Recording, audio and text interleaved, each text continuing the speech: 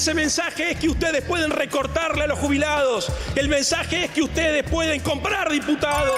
El mensaje es que ustedes pueden disciplinar a la gente para tratar de estirar al máximo posible el sufrimiento público y reescribir el contrato social. Y la respuesta es no. O todo o nada. Y que se sepa de qué lado está cada uno. Entonces, ni uno están discutiendo el equilibrio fiscal, ni los otros están honestamente queriendo ayudar en algo concreto y objetivo a los jubilados argentinos. Le quiero decir a quien habló anteriormente, a que me tocara la palabra, que habría votado distinto, si es lo que quería. No se habría puesto de socio con el kirchnerismo, habría votado con nosotros, el dictamen nuestro. Entonces lo que hoy está diciendo, porque es fácil echarle la culpa a todo el mundo, desde las redes hasta el periodismo, hay que hacerse cargo de lo que votaron, lo que arreglaron y con quién arreglaron. Nosotros vamos a seguir con la misma coherencia de siempre, reivindicando las mismas ideas. Porque nosotros somos hijos y nietos de los derechos de la ancianidad de Eva Perón. Porque nosotros somos aquellos que en un determinado momento dijimos sí a la movilidad jubilatoria. Somos los que sacamos a los jubilados y a los pensionados de las garras de la FJP. Otra vez el kirchnerismo, sí, ustedes usando ahora a los jubilados para intentar desestabilizar un programa de gobierno, no lo van a lograr. Escuchemos a las jubiladas y a los jubilados que se movilizan y nos piden que votemos contra el veto. Unamos a toda la oposición para ponerle un límite al ajuste de Milei a las jubilaciones. Rechacemos el veto de Milei para ser mejores como sociedad y para construir un futuro mejor para nuestra patria. Nos encontramos en el tratamiento de la insistencia contra el veto presidencial de la ley que modifica la movilidad jubilatoria, una decisión valiente y crucial tomada por el presidente Javier Milei. Van a pasar, en lugar de ser el león, a ser ni más ni menos que un barra brava mediático y un cobarde que decidió pegarle a los jubilados. Buenas tardes. Pido la interrupción porque en algunos pasajes me he sentido aludido. Para ustedes, esa, ahí va, ahí va, ahí va, ahí va. Ahí va, ¿qué tal? ¿Cómo andan? Bienvenidas, bienvenidos a QR, aquí en A24. Bueno, el gobierno nacional logró sostener, defender el veto, es decir, frenar aumentos de jubilaciones y también algo en lo que nos detenemos muy poco, que se menciona muy poco, que es que logró congelar las jubilaciones. Es decir, que con las mejoras de los salarios que efectivamente está habiendo, las jubilaciones no acompañen, se queden en la inflación. Y lo logró con un gran protagonismo de un sector de la Unión Cívica Radical. En minutos conversamos y entrevistamos a Martín Lustó, en doble función, por un lado, como presidente del Comité Nacional de la Unión Cívica Radical, pero por otro lado como senador nacional, porque mañana, ya les vamos a contar, también hay gran protagonismo en estos momentos del Congreso en general, en el Senado en particular, con proyectos importantes. Bueno, nuevamente el Palacio y la Calle, homenaje a Miguel Bonazo. Palacio y la Calle, ya vamos a seguir escuchando qué se debatía dentro del recinto, y en la Calle el gobierno dejó muy en claro que cualquier movilización, cualquier marcha, cualquier protesta frente al Congreso, el gobierno lo va a entender como una amenaza a la democracia. Razón por la cual volvió a establecer un operativo policial de fuerzas de seguridad realmente muy importante, muy grande, otra vez con episodios de represión. Enseguida lo vamos a analizar con Irina Hauser. Hay 2 o 3 elementos del operativo de hoy muy interesantes, tan interesantes como preocupantes, pero quedó una pregunta picando en los dirigentes, sobre todo sindicales, que hoy estuvieron en la movilización. Se preguntaron, por ejemplo, por qué algunos sindicatos no llegaron a plaza al Congreso. Se preguntaron también por qué algunos sindicatos se fueron 10 minutos antes de la votación. Y en definitiva, la gran preocupación de algunos dirigentes sindicales, también de organizaciones sociales, es, casi en formato de pregunta, ¿qué más tiene que pasar? ¿Cuánto peor tiene que estar la situación en la calle para que algunas organizaciones jueguen a fondo o eventualmente para que se pueda mostrar una escena de mayor unidad que la que hoy se mostró, mucha más presencia que el miércoles anterior, ni hablar que el anterior y ni hablar que todos los miércoles anteriores, cuando jubilados y jubiladas vienen pidiendo por una mejora en las jubilaciones. Bueno, y les decíamos, mañana continúa la atención puesta en el Congreso, en el Senado Nacional. En un rato, Pablo Ibáñez nos va a contar por qué el gobierno de Javier Milei quiere una sesión secreta. Recién lo decía Javier Calvo, va a haber sesión mañana, pero para tratar boleta única papel y para tratar el financiamiento de las universidades. Le vamos a preguntar también a Martín Lustó a ver qué pasa. Pero se retira de lo que se iba a discutir el análisis del decreto de los fondos reservados de la CIDE. Viene Eduardo Valdés hoy, diputado de Unión por la Patria. Vamos a hablar, por supuesto, de lo que pasó en diputados. Unión por la Patria puede decir, frente a tanta fragmentación y muy poco orden partidario, Unión por la Patria puede decir, estamos bien los 99. Pero Valdés es un hombre muy interesado que trabajó en la Comisión Bicameral de Inteligencia, preguntarle qué es lo que está pasando con los fondos de la CIDE y a ver qué es lo que nos puede decir en ese sentido. También tenemos datos de inflación, los vamos a analizar con Hernán Lecher y con Fer Cerolini, pero vamos a seguir escuchando lo que pasó en el recinto, con una aclaración. No es muy habitual que tengamos el tiempo para poder escuchar los argumentos, los debates, de qué manera se sostienen las posiciones de cada bloque en el Congreso en sesiones de estas características. Claro, son 4 horas, a veces más, de temas muy importantes, jubilaciones. Vamos a escuchar un poco más y después les contamos con Pablo Ibáñez qué votó cada quien y personalmente les voy a contar la historia de los héroes de la Unión Cívica Radical, así lo llamó el presidente Javier Milei, de una manera muy sencilla. Más del debate en el recinto, dale. Tampoco esperar que los jubilados mueran esperando un resarcimiento, su jubilación, un aumento, porque es verdad que si bien estamos y creemos y queremos gobernar de aquí para las próximas generaciones, es verdad que los jubilados significan experiencia y significan pasado. Recuerdo que Cuader también de Entre Ríos había recibido un cargo a cambio de votar a favor de la ley bases. Ahora Galimberti, que hace su renuncia, como denunciamos al comienzo de esta sesión, que empezó con este escándalo. Se fueron al entretiempo con la camiseta de Boca y vuelven hoy con la de River. Y eso es lo que estamos viendo. Diputados y diputadas que van a canjear el voto, que lo van a cambiar o a abstenerse, vaya a saber por qué motivo. Parece que tienen el número y que hoy los jubilados van a perder. No van a ganar ustedes, no vamos a perder nosotros. Van a perder los jubilados que no encuentran una solución. Sobre cómo consiguieron el número me voy a eximir de hablar. La verdad que las imágenes, las fotos en la Rosada, los acuerdos degradan cada vez más la política. Si recordaran lo que le pasó al gobierno de Menem con Cavallo y los eventos de una señora que era muy conocida en ese tiempo, que hacía manifestaciones frente al Congreso, que se llamaba Norma Plaque, hasta hace poco tiempo la hija fue diputada en esta casa. Si recordáramos los eventos del gobierno de Mauricio Macri. Y por eso desde el bloque Innovación Federal no vamos a votar en contra de esa decisión política que tomó el presidente, pero por las razones que expuse previamente tampoco la vamos a convalidar. La posición de nuestro bloque, señor presidente, va a ser la abstención. Muchas gracias. Estamos frente a la fe de los conversos, de los piruleros, y me refiero a piruleros ya que es a quien ejecuta una mala intención. El sentido del voto de esta presidencia es negativo. Se cierra la votación. 153 votos afirmativos, 87 negativos, 8 abstenciones.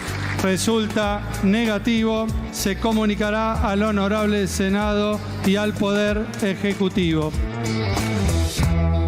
Insisto que es muy interesante escuchar los argumentos, porque uno puede ver quién tiene oficio en la política, en el mejor de los sentidos, quién construye puentes, quién se esmera en argumentar de tal manera que quien está observando entienda que hay una valoración de la política. Decía Juan Manuel López, cuando trataba de explicar sobre todo la deriva de algunos que habían votado a favor del proyecto y que ahora votaban en contra o se abstenían, decía, acá hay una degradación.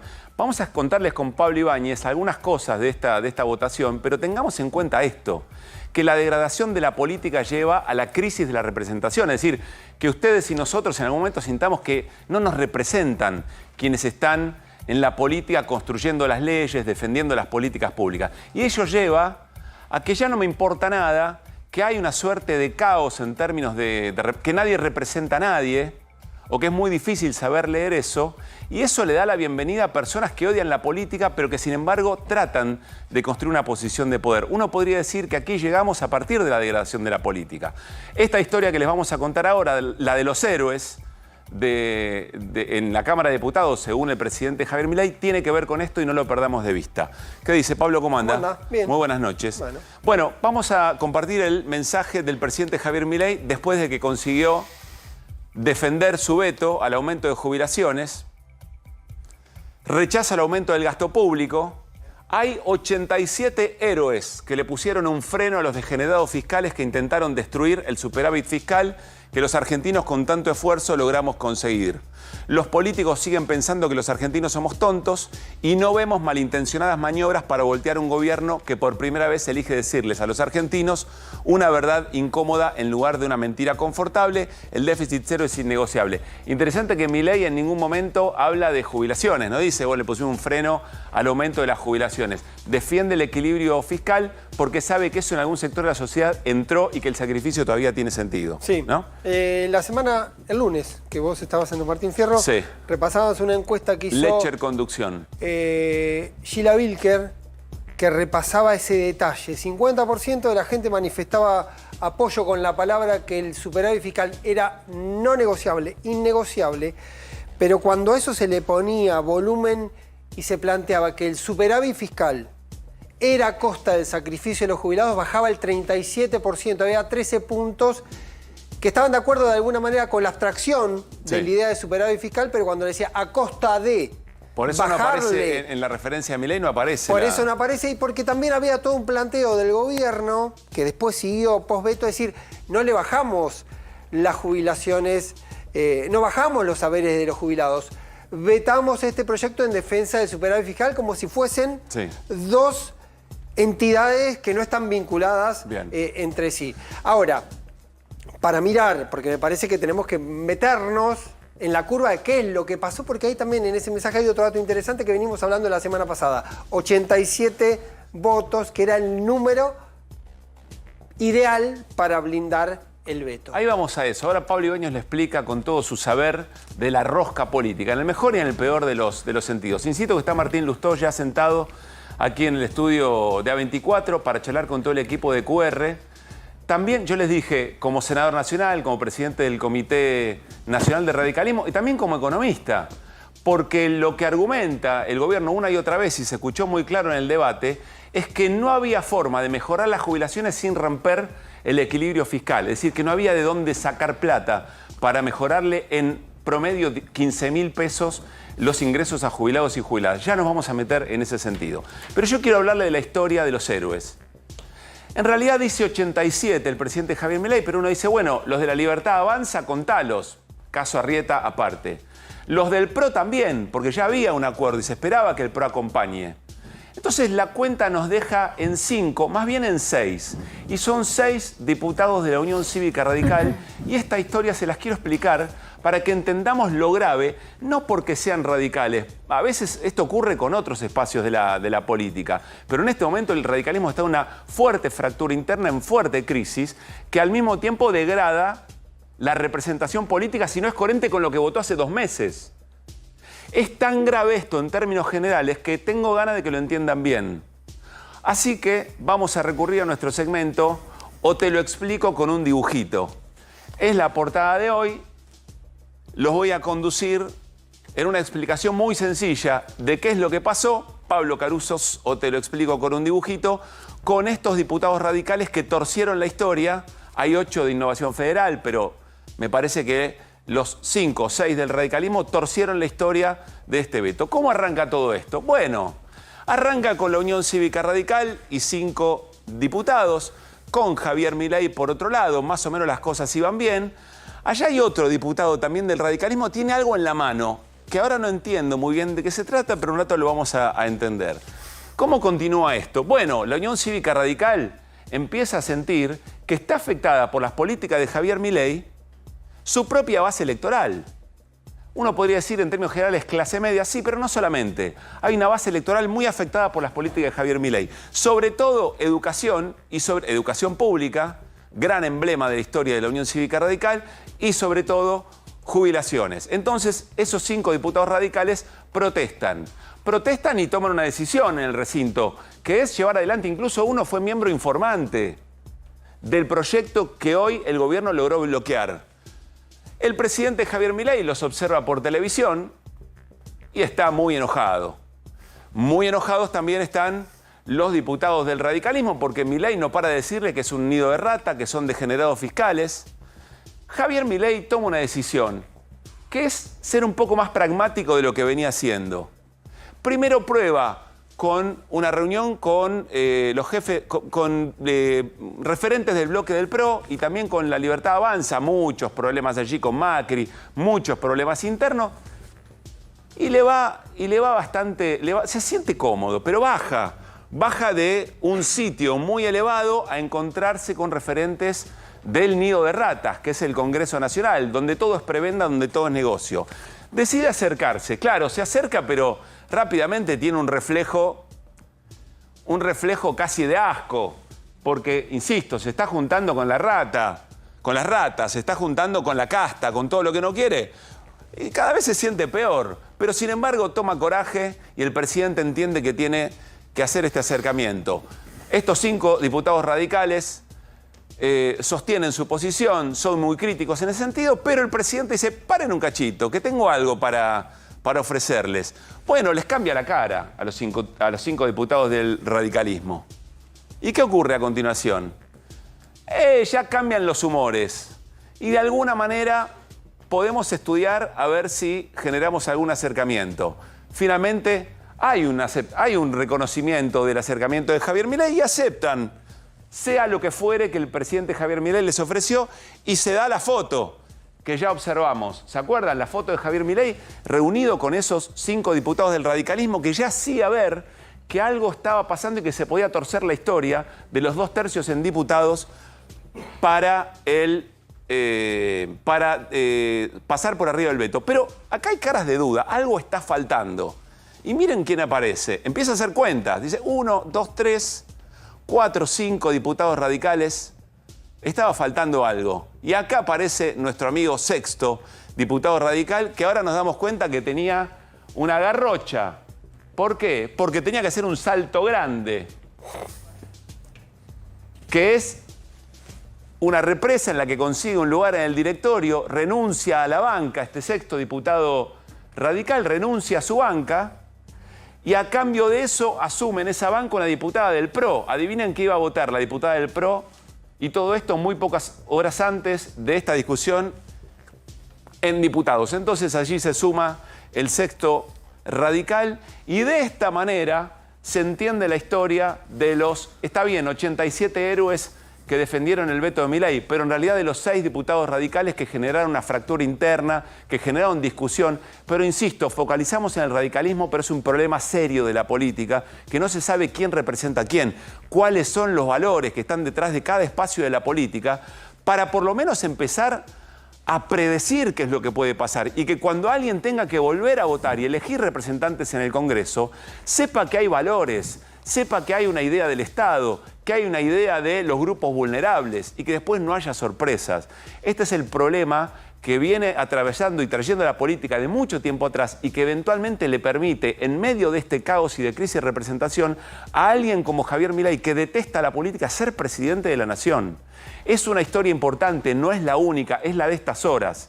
Pero hay que tener esto en cuenta para ver cómo se sale de este embrollo, sobre todo dirigentes de todos los espacios políticos que los hay, que se valoran en su trayectoria, que valoran el argumento político, que valoran la idea, más allá de los escándalos, de las discusiones en redes sociales y de la emocionalidad violenta para generar acumulación política. Pablo, esto tiene nombres propios y podemos analizar un poco más. Vamos a ponerle los rostros a los 5 diputados, son Arjol, Campero, Servi, Picat y Tournier.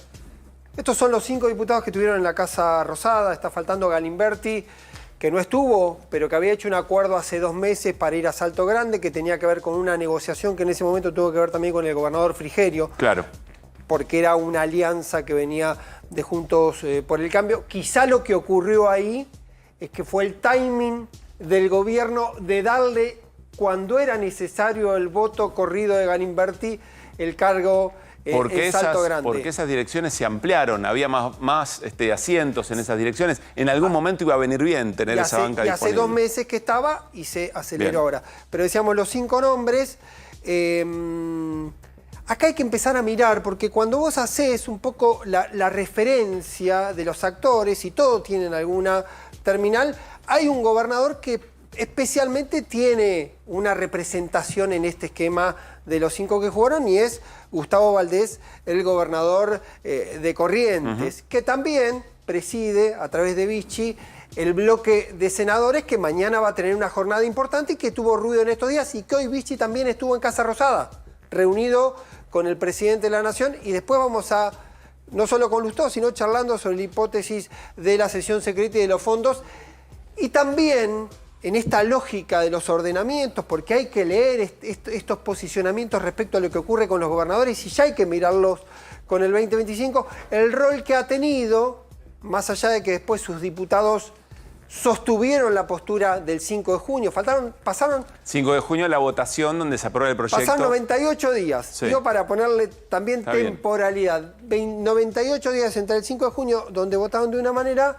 y el cambio, por lo menos, de estos 4. Porque Bien. lo que ocurrió, Arjol, Campero, Servi y Picat. Arjol es misionero, vinculado a Valdés. Campero es tucumano, viene de la UCR, pero con una empatía muy fuerte con Milei. Servi es neuquino, en un momento venía de Evolución Federal, después se desmarcó y ahora tuvo esta posición. Picat de Córdoba y Tournier. Tournier no votó. Estas son las votaciones originales. Del 5 de junio. Es decir, afirmativos del proyecto de mejora de las jubilaciones y evitar el congelamiento. Con el resto del bloque del UCR. y Tournier Tournier no no votó. votó porque en aquel momento no era diputado. Sí. Porque vino en reemplazo de Vallejos, que es diputado por Corrientes, que se fue a Bien. ser ministro Bien. de Seguridad de Corrientes por el caso Logan, convocado por Valdés, pero había votado a favor Vallejos, el lugar que ocupa Tournier, que ahora va a manifestarse de Y negativo. siempre en la órbita de esos 3 referentes, 2 Sobre gobernadores. todo Valdés y Vichy. En este caso Cornejo tiene una posición un poco más distante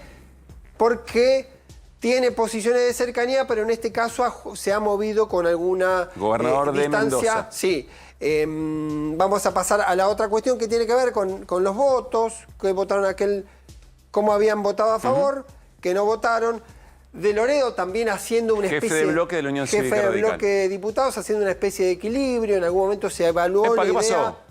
Sí, Se porque en puso un momento gris. se evaluó la idea de hacer una especie de apoyo a un veto selectivo, digamos, poder insistir con algunos capítulos particulares Sí. para que por lo menos pueda quedar el artículo que le daba un aumento. Finalmente no hubo acuerdo, en buena medida no hubo acuerdo por Unión por la Patria, Estuvo porque hace un quería ratito clarificar. Martín Tetaz en el programa Sí. de Maxi Montenegro, y Martín Tetaz, antes de pasar a la votación, dice: paren, llamo a la reflexión, tengamos un momento. ¿Por qué no pensamos si puede haber una distinción entre distintos artículos? Le explicaron que no se podía, era Pato Gallareta, por sí o por no, pero ahí está el intento que vos mencionabas. Había un intento que también lo estaban proponiendo otros en el bloque y finalmente quedó. De Loredo quedó acompañando, votando en la posición original y desmarcado y con una presión muy fuerte de los 25 diputados que sostuvieron la posición original, pidiendo que haya alguna especie de sanción con estos 5 que tomaron esta actitud. Déjame agregar un punto y me parece que es importante. Y vamos a la charla con Martín Lustó. 87 diputados Sí. se juntaron hoy.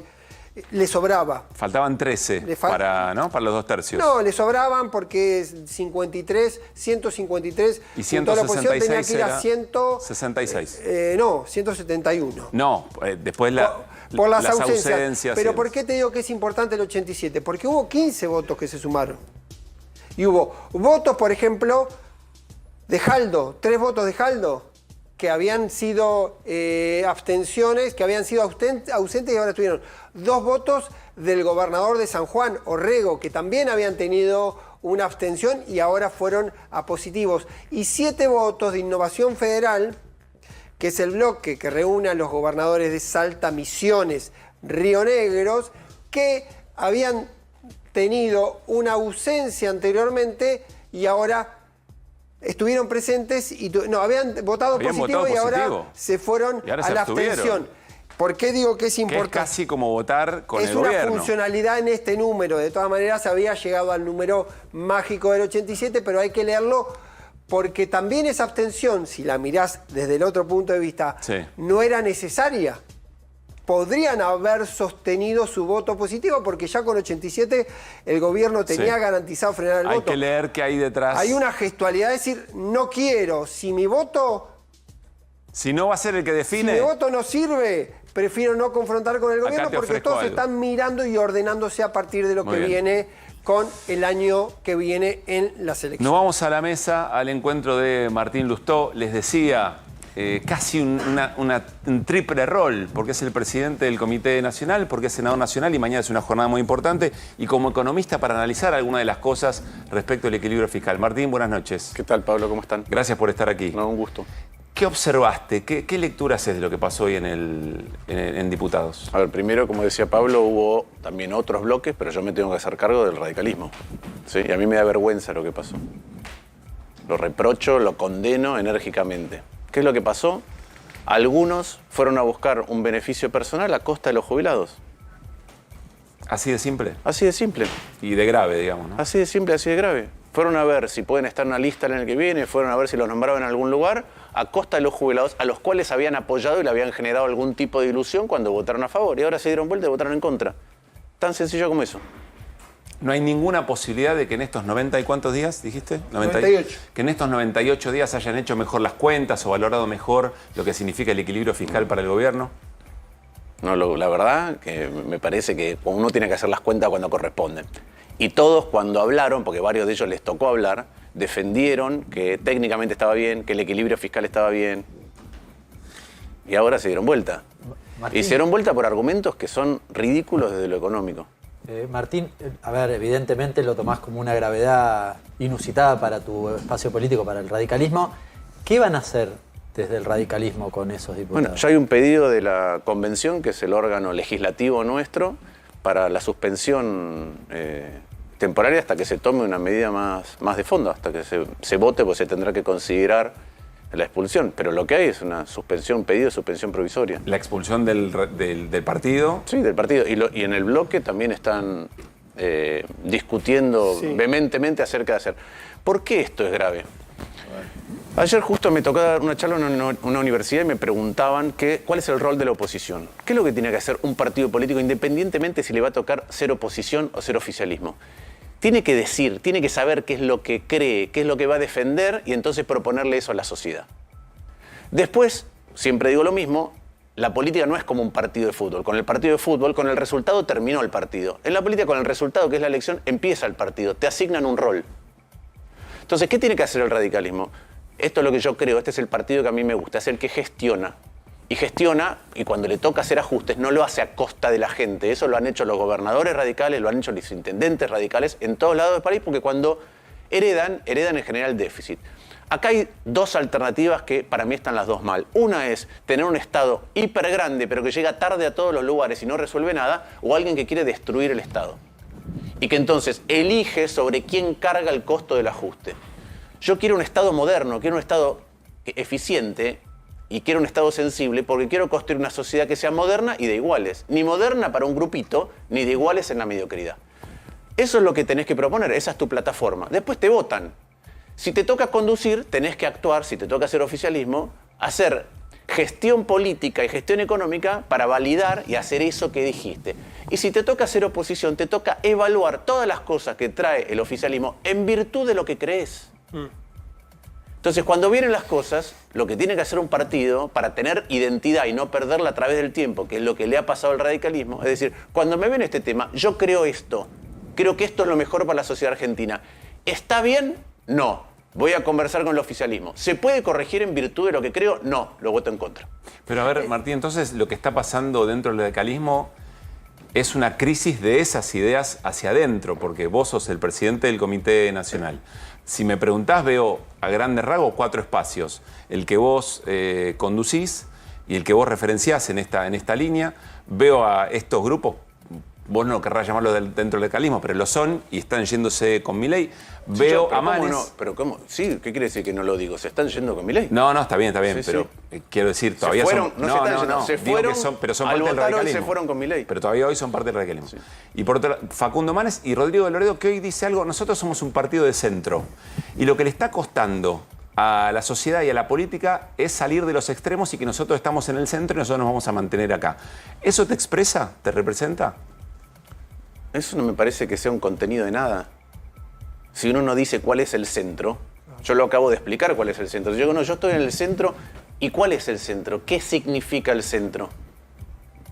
Porque otra vez, si no tenés un tronco, si no tenés una columna vertebral, ¿cómo cuando viene una propuesta, no importa de qué tipo sea, si es económica, si es institucional, si es de derechos sociales, si es del aborto, ¿cómo si no tenés un tronco decís si está bien o está mal? ¿Y cómo van a resolver internamente todas estas miradas que evidentemente le quitan identidad al radicalismo? Yo creo que lo que está pasando en el radicalismo es una aceleración, porque antes no se veía, esta, no sé cómo llamarlo, esta pornografía, ¿sí? Este nivel de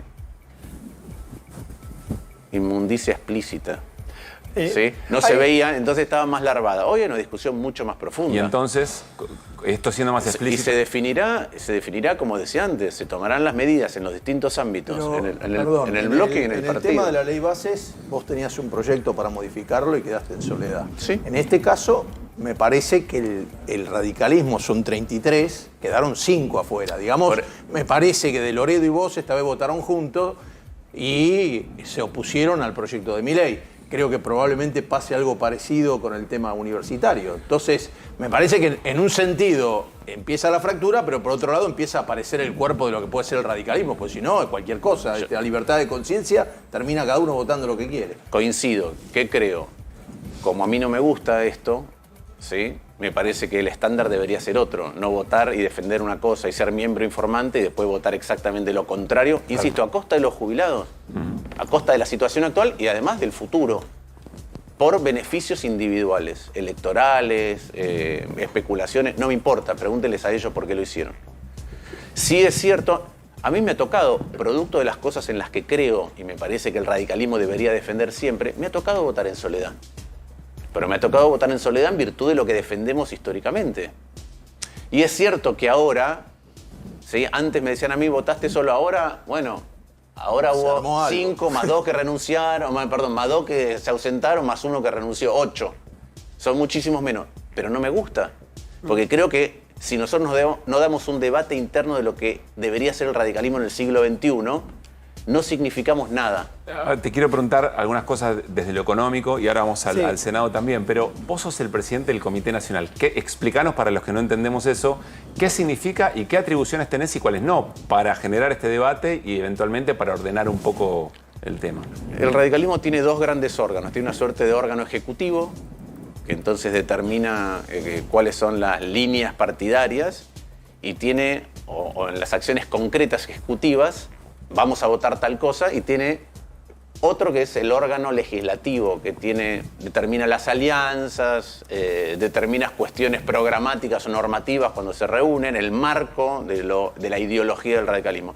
Lo que pasa es que, como en todos los partidos, esos órganos institucionales últimamente pierden, a pesar de que el radicalismo es muy institucionalista y muy democrático en eso, pierden anclaje frente a la inmediatez de las cosas. Si yo te digo que la diferencia entre, no sé, la institucionalidad del PRO puede determinar hacia dónde van las cosas, no, la determina un líder que es el dueño del partido. En el peronismo, ¿el presidente del partido determina dónde se vota? La verdad que no. Nosotros tenemos una lógica mucho más democrática y de debate, pero hace falta un debate previo, que es decir, ¿en qué creemos? ¿Qué queremos representar con la sociedad en este siglo? Un programa. Más que un programa, yo lo primero que diría es un tronco ideológico, una concepción. Yo insisto, Hay algunos que engordan el Estado de cualquier manera y el Estado después no llega y la gente se cansa de pagar impuestos y que no le llegue el Estado en seguridad, en justicia.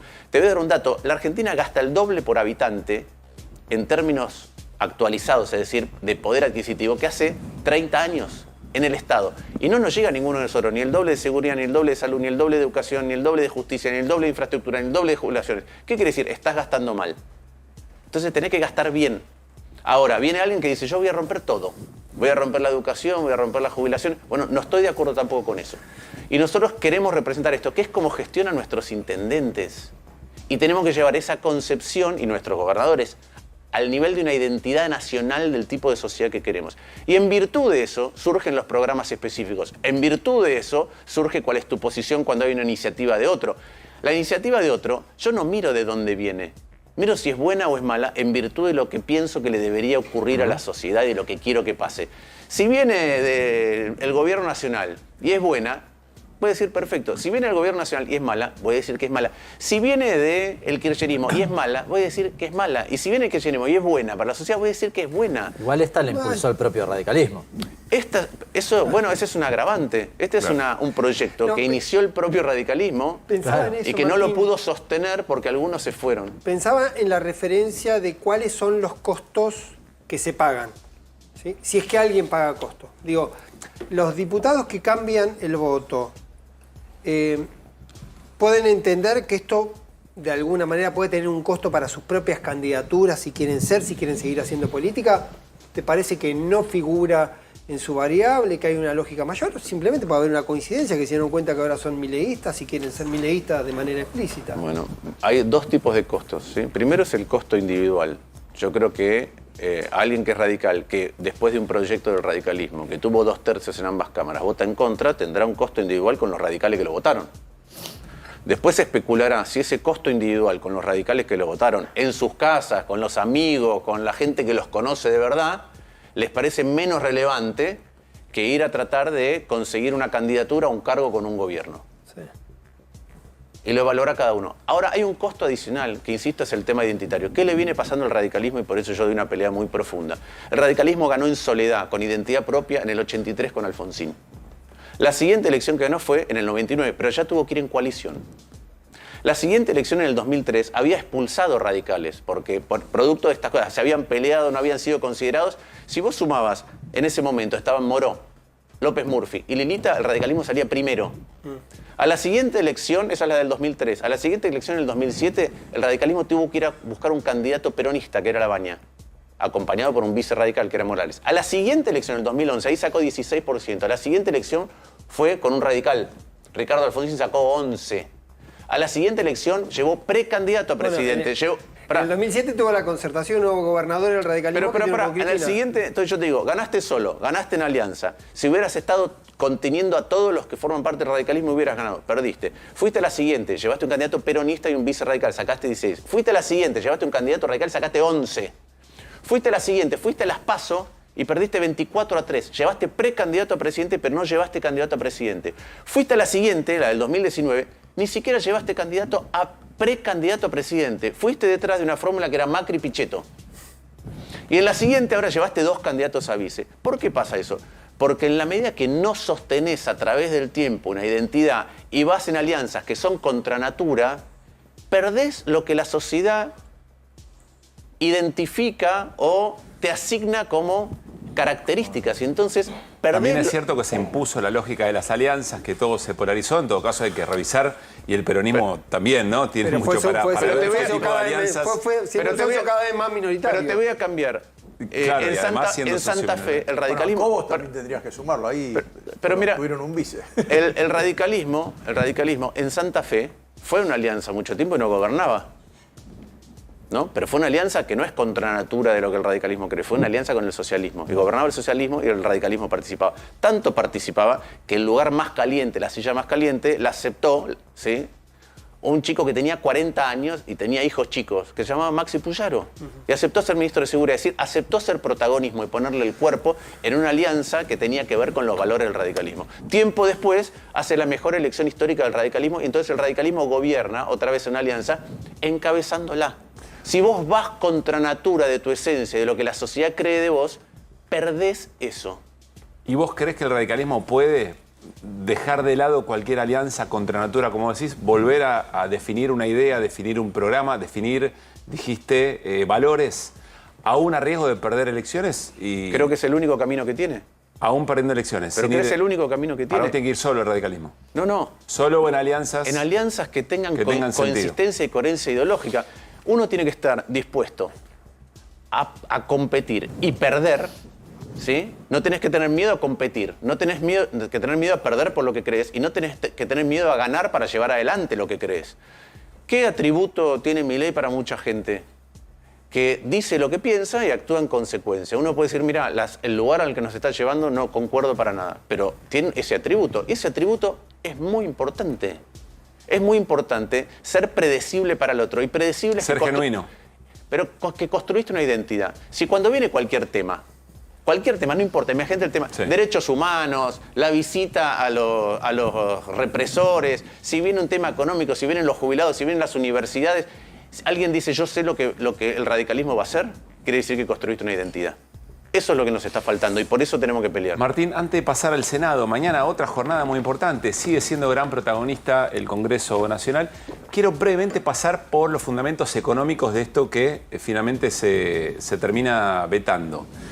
Nuestra producción pescó una definición de Raúl Alfonsín en el año 2001, que me parece interesante en este sentido, o en ambos de los que estamos hablando. A ver si lo podemos compartir. Miren lo que decía Alfonsín. Me voy a sacar un cachito del monitor, bánquenme. Dice la nota de La Nación. Según Alfonsín, disminuir las jubilaciones es robar. El expresidente consideró que disminuir el sueldo de los jubilados es robar y reclamó que se termine con los privilegios que gozan exfuncionarios nacionales y provinciales. Se dice que a los bancos hay que pagarles, porque si no es robarles, a los jubilados si se les disminuye también. Presten atención a esto y acaba la pregunta a Martín Lustó. Al ser consultado en el programa Desayuno de Canal 7, recordó que durante su gestión cumplió con el pago a jubilados, pero admitió, puse unos impuestos horribles. El jubilado ya ha pagado por eso, las soluciones deben venir por otro lado, hay que terminar con los privilegios y deben terminar en todo sentido en la Argentina. ¿Qué estoy leyendo yo en esto? Y corregime, Martín, si me equivoco. Que Alfonsín dice, bueno, los recursos tienen que estar, es cierto. Sí. Ahora, lo que hay que pensar muy bien es a quién se lo saca, es decir, cómo recaudás y eventualmente cómo distribuís. En el centro de la escena está a quién le cobrás impuestos y eventualmente para qué los usás. Digo esto porque Milei dice, si esto salía para adelante, se quebraba el Estado, se quebraba el equilibrio fiscal, no había manera de sacar recursos para llevar esto adelante. ¿Eso es cierto, no es cierto? ¿Cómo lo argumentás? Varias consideraciones. Primero, coincido totalmente con el presidente Alfonsín, ¿sí? Primer punto, hay una suerte de tergiversación y manipulación de un montón de cuestiones económicas y también de posturas. ¿Qué quiero decir con esto? El PRO, por ejemplo, que hoy votó en contra porque dice que no hay plata y que dice que la calamidad de la Argentina, del sistema previsional, fueron las moratorias, votó las moratorias en el año 2014. Yo no voté las moratorias. No hago populismo, y menos con el sistema previsional, que es el principal gasto de cualquier Estado moderno, no solo el argentino. El principal gasto. Entonces vos lo tocás, es un cuerpo vivo que afecta a los jubilados de hoy, a los de mañana, a los de pasado mañana, a los de 20 años, 30 años. Entonces no podés andar haciendo cosas de manera chambona, sin rigurosidad, sin hacer los números como corresponde. Por eso no las voté en un año preelectoral, donde fuimos 4 los que no votamos. Porque todos los demás les parecía que era conveniente hacer esas moratorias donde se fue 150 veces más generoso con el que no aportó que con el que aportó. Bueno, no aportó porque su jefe no tenían informado. ¿Y por qué lo hice? Tuve una discusión con el pueblo. Le digo, ¿cómo ustedes votan esto? Me dice, no, porque como vos hace mucho que hablás de que tiene que haber una prestación universal y que a todo el mundo le corresponde una jubilación, podés marcar que está mal hecho. Ellos, en cambio, pensaban que era horrible, pero lo votaron por conveniencia política en un año antes de las elecciones. De la misma manera que votaron el 82% móvil que vetó Cristina. Pero Martín, hay algunos pseudo-oficialistas que votaron en el Senado el 82% móvil y la moratoria. Y ahora dicen, no, esto es una irresponsabilidad. Juez. Pues sí, en ese momento lo votaban para complicarle la... O votaron sin hacerlo bien ellos. o votaron sin hacer los números. Entonces, yo digo, yo siempre voto en función, particularmente con el sistema previsional, de un análisis riguroso de si es posible o no es posible. Entonces, Martín, vamos al caso de pero claro que es posible. pregunto... Pero pará, lo dice, se los dijo Carlos Rodríguez, se los dijo Giordano, que estuvo a cargo del ANSES. Giordano no solamente dijo que era bueno y viable, sino que bajaba la litigiosidad futuro. Martín, te pregunto sobre dos cuestiones a colación de esto. Primero, ¿vos entonces estabas de acuerdo en la ley Bases en eliminar la moratoria jubilatoria? Y segundo, el gobierno tiene una política que está un poco teledirigida a los jubilados de la moratoria, que es el congelamiento del bono. No. ¿Estás de acuerdo con las dos cosas? No. Digo, en virtud de lo que votaste. No, porque yo lo que creo con las moratorias es que están mal calibradas y mal hechas. Yo escribí un libro en el año 2002 diciendo lo siguiente: darle una pensión universal a alguien, darle una jubilación a alguien que no aportó, no es solamente un tema de equidad, sino que es de justicia. ¿Sí? Pero y se la, digamos, ¿no? Y se la merece, ¿por qué? Porque vos decís, no, las jubilaciones se pagan con los aportes. Mentira, en las jubilaciones se pagan con rentas generales. Quiere decir que una persona que está en negro, pero está consumiendo, está pagando impuestos, le está pagando la jubilación a otro. Entonces, también le corresponde una jubilación. Siempre Pero sostuve vos lo decís mismo. que el que se jubiló con moratoria no trabajó. Pues esa parte no la entiendo bien. No, claro que trabajó. Lo que no pudo es hacer aportes. Por eso digo ¿Y que qué culpa tiene? Pero me parece que me estás entendiendo. Yo defiendo la inclusión en el sistema previsional a todos. Yo lo que digo... Entonces, ¿la moratoria? No, yo lo que digo en su momento que estaba mal calibrada. Por eso yo me abstuve. Todo lo demás la votaron populistamente. Ahora vamos a la pregunta que me hiciste. Perdón. ¿Cuál sería el método? No, porque vos tenés que decir, vos tenés que decir, a ver, toco esto, ¿cómo es el impacto a futuro? ¿Cómo lo puedo calibrar? Fuiste mucho más generoso en términos de la rentabilidad, mucho más generoso, 150 veces más generoso, ¿sí? Con el que no aportó que con el que aportó. Pero te digo un tema adicional, por ejemplo, que vos decís de la cancelación de la moratoria, que es para los que tienen algunos años de aporte. Yo propuse una solución para eso. ¿Qué tenés que hacer? La ley que rige, que es la 24241, ¿sí? La ley que elige nuestras jubilaciones, dice que vos tenés que cumplir con dos cosas, 30 años y la edad, 60 y 65. ¿Sí? Lo de los 30 años lo podés eliminar. Porque algunos aportan 3 años, otros 10, otros 20. Todos tienen que tener una pensión en la Argentina. Y si vos, por los aportes que hiciste, te tocan el cálculo más que la pensión mínima, te corresponde. Esa es la manera de solucionarlo. Ahí no tenés que hacer nunca más una moratoria. Ahí no tenés que hacer nunca más una moratoria y tenés a todos incluidos. Está bien, pero la PUAN, que es la que... Sí. Bien, la PUAN existe. La diferencia entre la PUAN y la que es la jubilación mínima son 20.000 pesos. Es decir, que la persona que se anota en una moratoria y empieza a pagar durante 5 años, como yo conozco, los años que no le habían aportado, al final está haciendo el aporte, que es la diferencia entre la PUAN y el otro. Son 20.000 pesos, como decís vos, es una cifra chica. Va, perfecto. Entonces, la discusión es cómo se estructura eso. Ahí es donde digo, yo no voto cuando esas cosas no están estructuradas. Entonces, si vos vas a hacer eso, y por otro lado, ustedes saben, por ejemplo, la 24241, que es la ley de jubilaciones de todos, ¿qué porcentaje de la sociedad argentina, de los jubilados de Argentina, creen que está dentro de la ley general de jubilaciones? ¿Qué porcentaje? Más baja de lo que creemos. Nosotros hablamos de los jubilados y la ley de jubilaciones. ¿Qué porcentaje de los jubilados de la Argentina están adentro de la ley de jubilaciones? Menos de la mitad. ¿El resto está en las provinciales el resto especiales? Está en cajas provinciales, en regímenes diferenciales, en regímenes especiales. Menos de la mitad. ¿Sabemos cuánto cuesta cada lo que decía Alfonsín? Privilegios. ¿Sabemos cuánto cuesta y cuán grande es el privilegio de alguien que está en un régimen particular versus el que está en el régimen general? Bueno, no. Yo recuerdo el caso de la justicia que hay... pero no sabemos cuánto cuesta ese privilegio versus el resto de... Vos lo querés cambiar a futuro, porque lo que están ya no lo pueden ¿Cómo cambiar? se hace? Yo presenté un proyecto de cómo se hace. Vos decís, por ahí nos ponemos técnicos y la gente se aburre, pero vos decís, yo tengo un régimen de privilegio, ¿no? Una persona tiene un régimen de privilegio y estuvo aportando a un régimen especial o diferencial. Y vos decís, mirá, la verdad que es un derecho adquirido. ¿Cuántos años aportaste? 15. Dale, a partir de ahora... sos un hijo de vecino, vas como todo el resto de nosotros, al régimen general. Cuando a ese le liquide, yo te liquido 15 años, la mitad por el régimen especial y la mitad por el régimen general. Eso quiere decir que en el tiempo eliminas todas las diferencias que existen sin afectar derechos adquiridos. Es un poco el esquema macrista ese. No tiene nada que ver con el... Permitime un segundo. Impone la PUAM, ¿no? Y después, porque... que en buena medida era un poco lo que decía Cerolini, condena aquel que no le hicieron los aportes. Yo digo, una persona, porque en el esquema que vos planteás, trabajó 15 años, o aportó 15 años, y trabajó 30, pero su jubilación, o ni siquiera su pensión, va a estar atada a los 15 que aportó. Con lo cual se va a ver afectado cuando en realidad no es su culpa. Sigo pensando lo mismo, no entiendo. Se va a ver jubilado primero y jubilado segundo. Claro. No.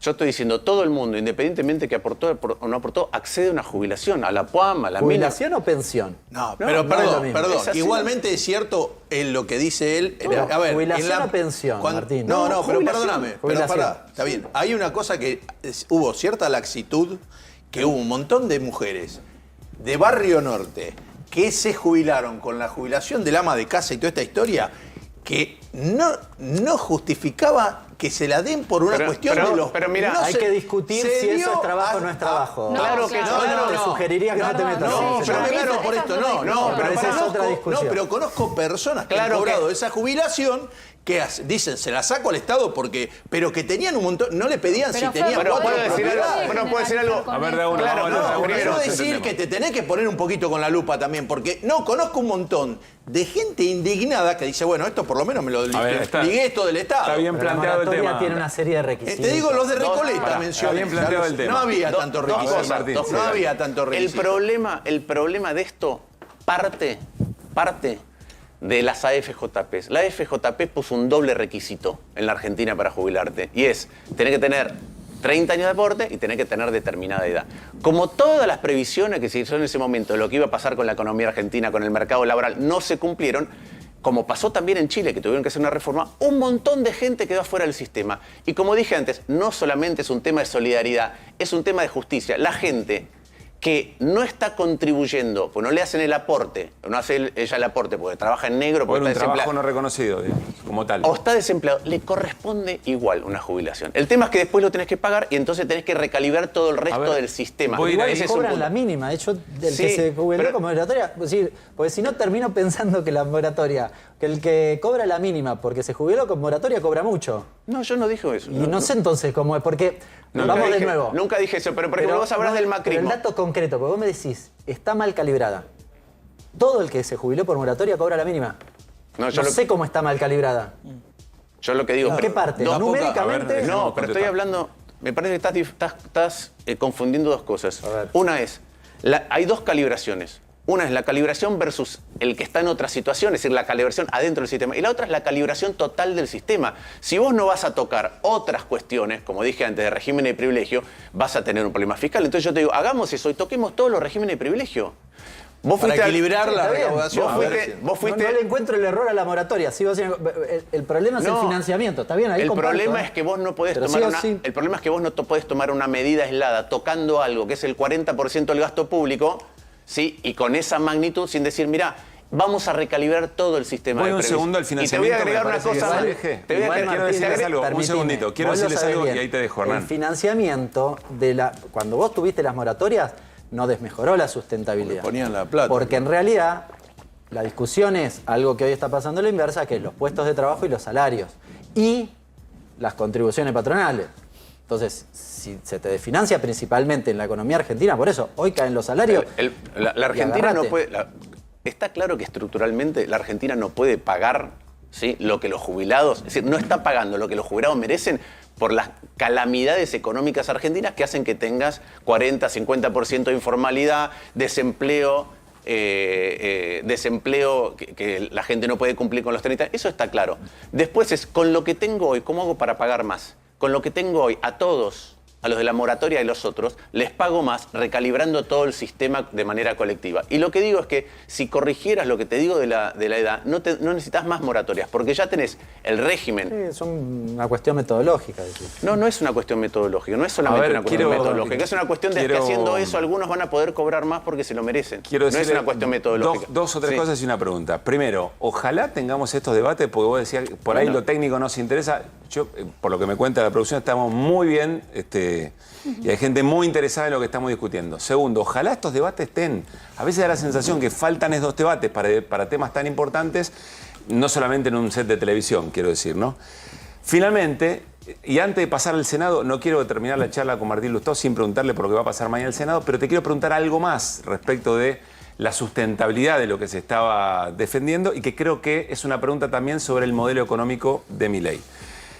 Cuando dice, bueno, pero nadie nos dijo cómo se podía sostener esta recuperación de jubilaciones, ahí apareció, y lo hemos hablado mucho con Hernán, bueno, bienes personales es más o menos, lo que bajaste de bienes personales es parecido a lo que le recomponías en jubilación. ¿Y qué dice el gobierno? El gobierno dice, no, yo no puedo tocar eso, porque si yo toco eso, no incentivo a las inversiones a que vengan, y eventualmente voy a terminar, si hago otra cosa voy a emitir, se va a generar inflación, pero entonces, quiero preguntarte si esto es cierto o no, y cómo ves eventualmente tantos incentivos para que lleguen las inversiones, si esto va a funcionar o no.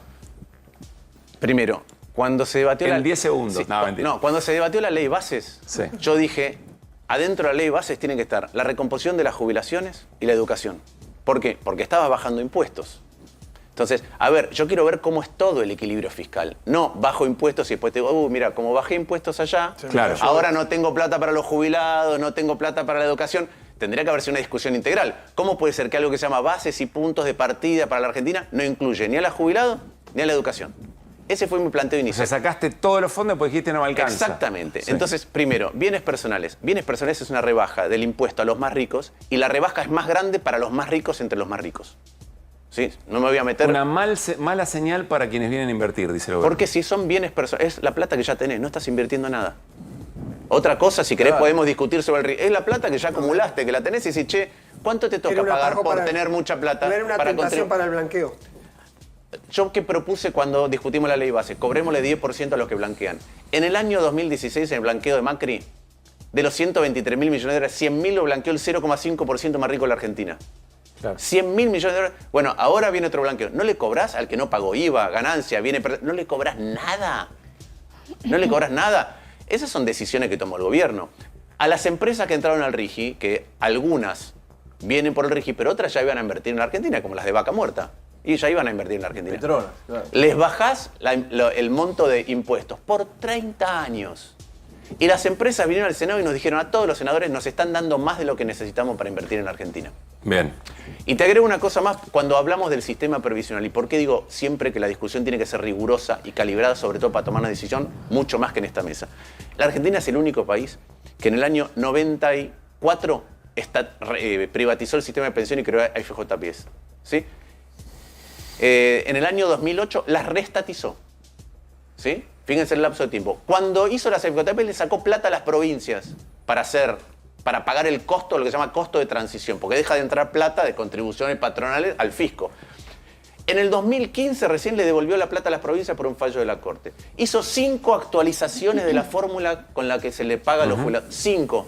Hizo 2 moratorias, hizo una reparación histórica, hizo 2 decretos donde se congelaron las fórmulas, el de Alberto Fernández y el de Milei, ¿sí? Ahora pues está congelado. Hoy hay otra fórmula, pero el decreto de Milei la eliminó. Dijo, no voy a aplicar esta fórmula, la fórmula que venía de antes. Hizo todo eso. Vos no podés toquetear el sistema todo el tiempo sin mirarlo como una gran estructura y organización. No se puede porque termina, amén de las calamidades argentinas macroeconómicas, toquetear el sistema es lo que lo destroza. Es lo que no le da certidumbre a los jubilados. Toquetear todo el tiempo un sistema hiper complejo que además... Si lo toqueteas mal, genera juicios. Y, por ejemplo, cuando Macri hizo la reforma previsional, yo voté en contra de la reforma previsional, porque le sacaba un trimestre a los jubilados. Martín, ¿qué pasa mañana? ¿Puedo ir al Senado? Claro, vayamos al Senado, dale. Me entusiasmé, es un tema que está bien, conozco. Estamos todos entusiasmados. No, quería saber por qué no se va a tratar mañana finalmente el decreto de fondos reservados de la CIDE, de los 100.000 millones. ¿Quién dice que no se va a tratar? Bueno, ¿no se va a tratar? Sí, yo espero que se traten todos los temas, que se trate la boleta única, estoy a favor de la boleta única, que se trate el financiamiento universitario y que se trate el DNU y la CIDE. Y yo voy a votar para la derogación del DNU, sí.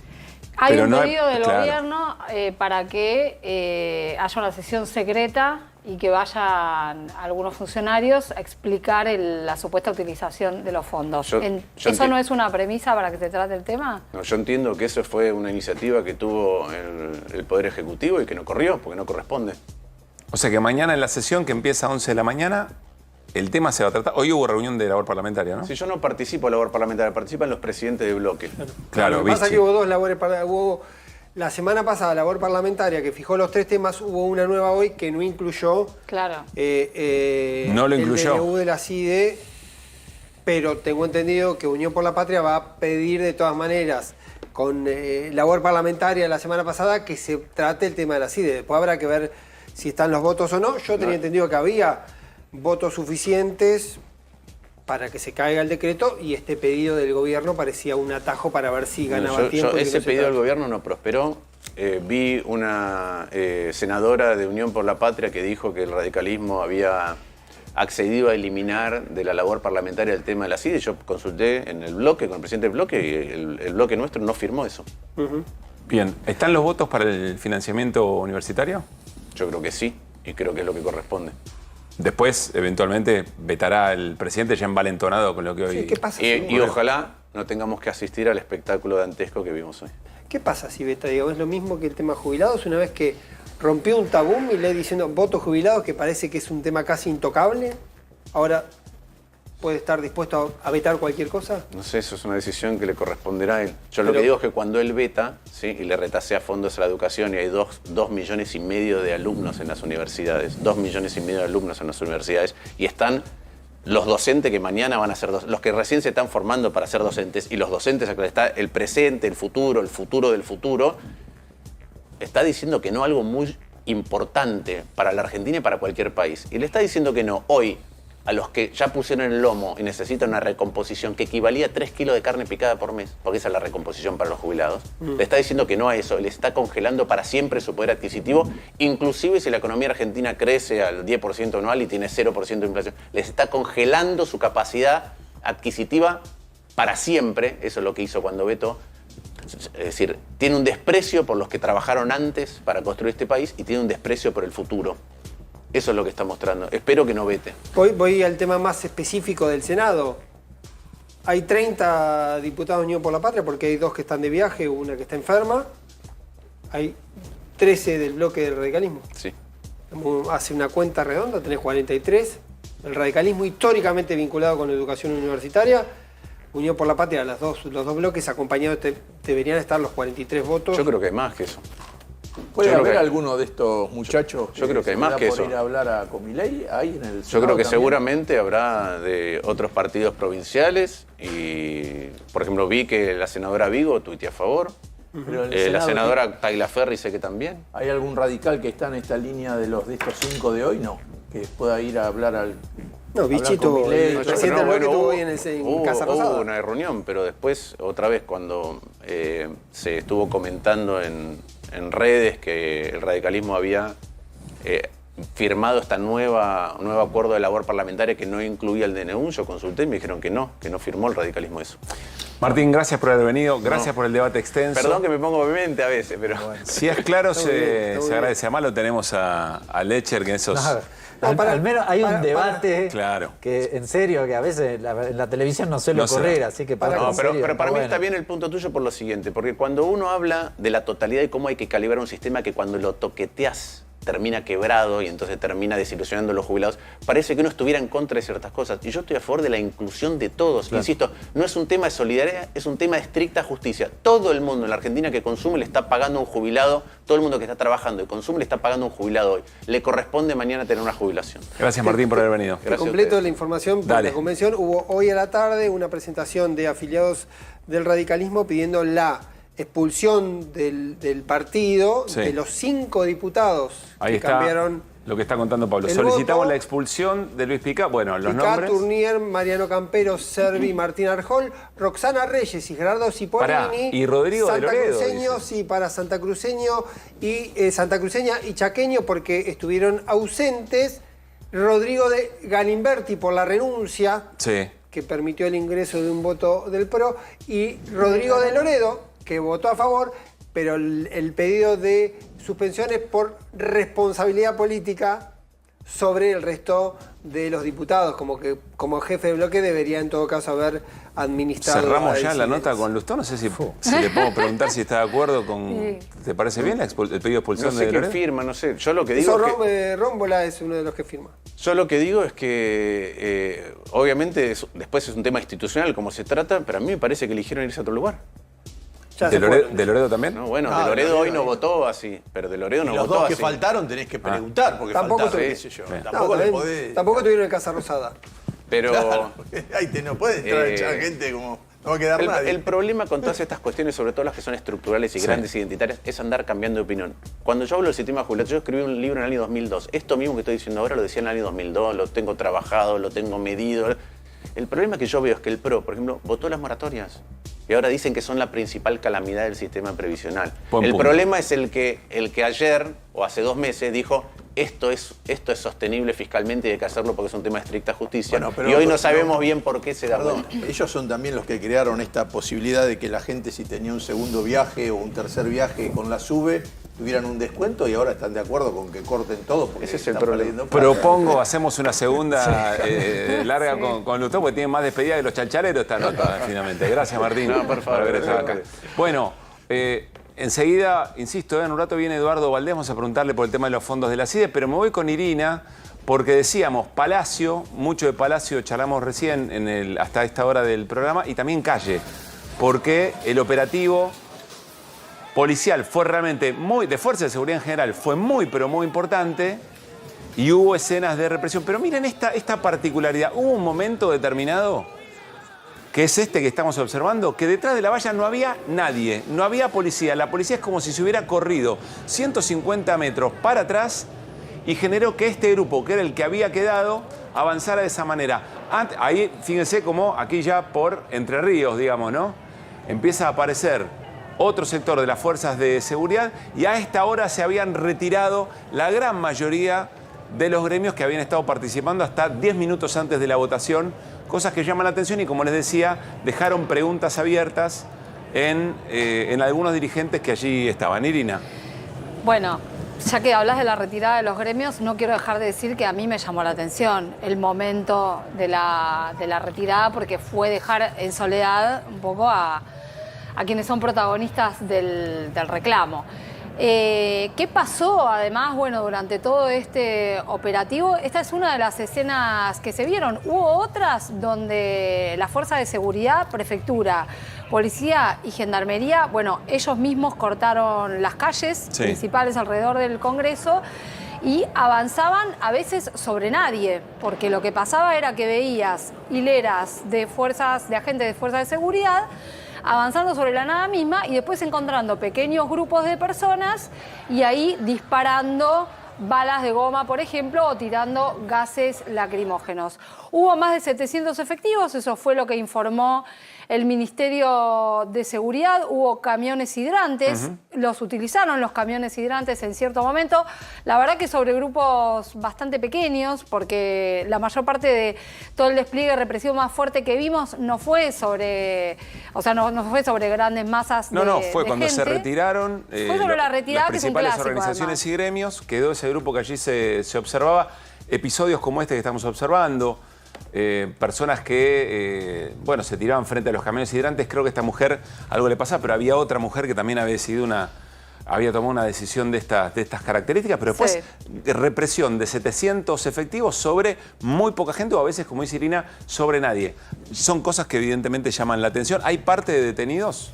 Mira, hay hasta el momento un solo detenido que tenemos confirmado, que lo detuvo la policía, que quedó bajo disposición de la justicia de la ciudad de Buenos Aires. El Ministerio de Seguridad hablaba de 3, yo tengo confirmado 1, y hubo por lo menos 1 a que la Fiscalía rechazó la detención, o sea que no existe como persona privada de la libertad. La Comisión Provincial por la Memoria, que estuvo monitoreando qué pasaba con todo el dispositivo represivo, contó alrededor de 50 personas heridas o con alguna secuela por la utilización de armas no letales, que es lo que viene utilizando el gobierno en estas manifestaciones.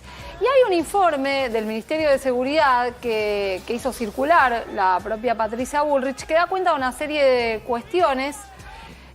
Por ejemplo, Esto que estamos viendo. Operativo manifestación, Congreso Nacional contra el veto a la ley de movilidad jubilatoria, puntos de encuentro. Además de las organizaciones convocadas, se observó la participación en la marcha de Axel Kicillof, Verónica Magario, Fernando Espinosa, Pablo Moyano, Eduardo Beliboni, Hugo Godoy, No entiendo qué es esto. ¿Es el Ministerio de Seguridad?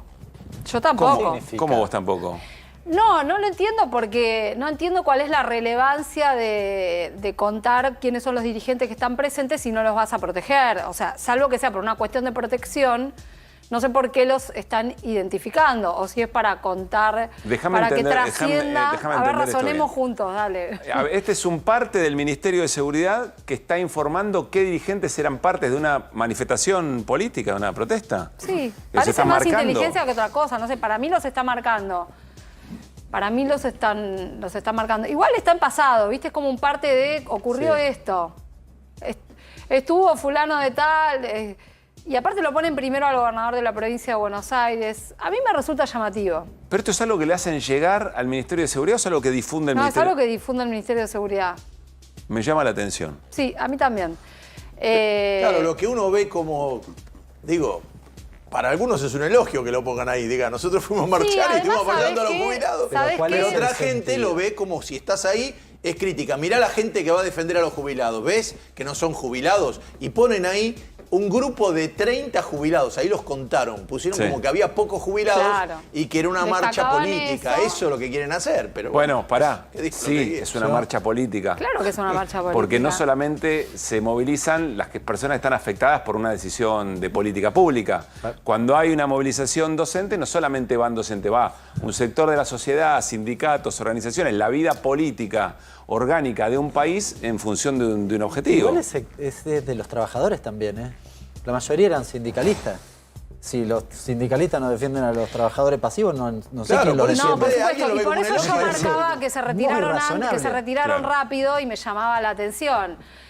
Justamente los sindicalistas que se retiraron. Claro. No, pero refiero al parte ese. Al parte que es marcarlos, bueno, yo creo que es marcarlos y por eso también me parece importante mostrarlo. Igual hay otro aspecto de todo ese informe que tiene algunos datos, entre ellos la cantidad y el despliegue de efectivos que hubo, que es que cuentan que había por lo menos 32 micros que fueron detenidos, requisados, y que habrían estado, según ellos, con cuestiones fuera de regla. Y que por esa razón 800 personas quedaron a pata, teniendo que ir por sus propios medios a la movilización. ¿Esto pasó? Creo que tenemos testimonio de esto, a ver. Bueno, acá estamos en la autopista, en el peaje de Dock Sud, pasado el peaje, con los compañeros, y acá por orden del Ministerio de Seguridad no nos dejan avanzar. Cuando preguntamos cuál es el motivo, no nos dicen que es un operativo de control, pero resulta que no nos pidieron los papeles ni de los micros ni de los choferes. ¿Y qué te contestaron, Marisa? Una orden del Ministerio de Seguridad que no pueden ingresar los micros a la capital, no me mostraron la orden del Ministerio de Seguridad en ningún momento tampoco. No pueden acceder, pasar los micros a capital a la movilización, básicamente es eso.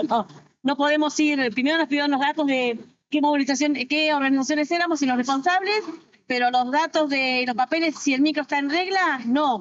Está la CRNT y está la Gendarmería. La CRNT se supone que controla que el micro está en regla, pero no le pidieron nada. La Gendarmería nos notifica que nos piden los datos personales, pero que la orden del Ministerio de Seguridad es que ningún micro pase e ingrese a Capital Federal. Si pasan, le secuestran el micro y nosotros nos tenemos que bajar y caminar desde acá hasta Capital Federal, digamos, hasta el Congreso. Bueno, el peaje de Dock Sud no queda ahí nomás de Congreso. Son unos cuantos kilómetros. Estas requisas son algo que está previsto en el protocolo antiprotestas o antipiquetes. Forma parte de todo el dispositivo que está aplicando el gobierno en cada... Pero lo que no entiendo es, no pueden ir... A ver, el protocolo dice que no pueden ir micros llevando integrantes de organizaciones o que esos micros tienen que estar en condiciones. Dice que los micros tienen que estar en condiciones, pero dice pero que lo no le que pidieron hacen ningún papel de los micros. ¿Cómo? Dice que no le pidieron ningún papel de Bueno, los ese es el problema, porque lo hacen para que la gente no llegue a la movilización. Te quiero dar un dato que me parece importante, que acá me chiflan desde CTA. El informe que nosotros mostramos dice que en la marcha estaban Yasky y Palazzo, que son diputados. Sí. Estaban adentro del recinto.